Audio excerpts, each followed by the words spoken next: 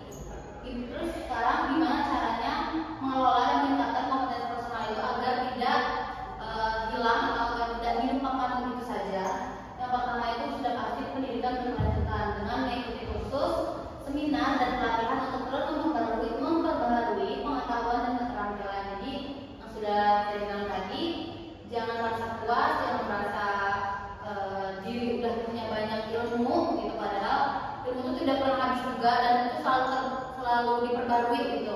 Kompetensi personal yang tidak dikelola dengan baik, meskipun mungkin secara teori sepertinya mudah gitu ya menerapkan etika atau komponen-komponen yang harus dimiliki seorang akuntan. Pasti ada dampak-dampak dari kita tidak menerapkan salah satu dari kompeten yang harus kita miliki. Salah satunya kehilangan kepercayaan klien dan masyarakat. Sudah pasti jika kompetensi personal seorang akuntan tidak dikelola dengan baik, maka akuntan tersebut dapat kehilangan kepercayaan klien dan masyarakat. Jadi hal itu bakal berdampak negatif banget pada reputasi dan keberlangsungan bisnis di perusahaan tersebut.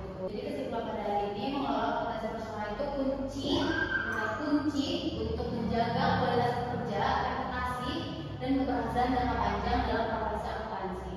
Akuntan yang berkomitmen untuk terus belajar dan berkembang akan mampu menghadapi tantangan profesi dan memberikan kontribusi yang bernilai bagi organisasi serta masyarakat. Sangat penting untuk memastikan bahwa perusahaan dapat memberikan informasi keuangan yang akurat dan dapat diandalkan serta mempertahankan reputasi dan kredibilitas yang baik. Jadi dengan kita menjaga atau mengelola kompetensi personal sebagai seorang akuntan itu bakal berdampak baik banget untuk perusahaan yang memiliki. Karena penjelasan materi sudah selesai, saya akan bacakan soal.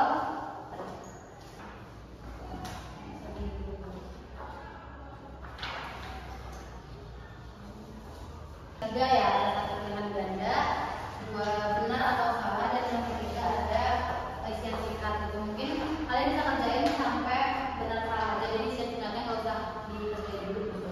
Karena takutnya khawatirnya waktunya nggak bisa.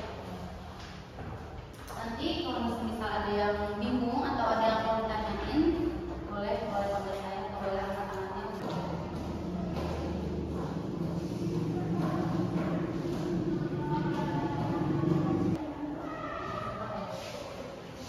Skeptis itu kayak apa ya? Kayak misal karena sudah selesai semuanya, kita akan bersama-sama.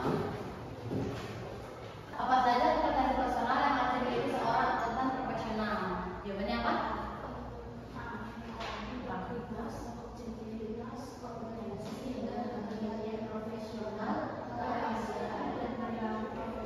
Betul. Jadi kompetensi personal yang dimiliki seorang akuntan itu sudah pasti sudah saya jelaskan tadi di PowerPoint ya. Di sini ada integritas, objektivitas, kerahasiaan, dan profesionalisme dan sebagainya. Jika kompetensi personal tidak dikelola dengan baik dalam profesi akuntansi, juga apa tuh? Kehilangan kepercayaan klien dan masyarakat, penurunan kredibilitas profesi, serta potensi pelanggaran kode etik akuntansi.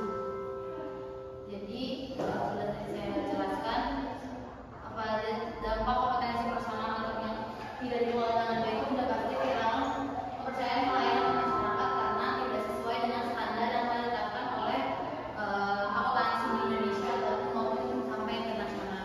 Jadi nggak boleh ya, ingat harus jaga kredibilitas diri sendiri, kompeten diri sendiri, yang menjaga etikanya sebagai seorang akuntan. Jadi kesimpulan pada hari ini, mengelola kompetensi personal itu kunci untuk menjaga kualitas kerja, reputasi, dan keberhasilan jangka panjang dalam profesi akuntansi.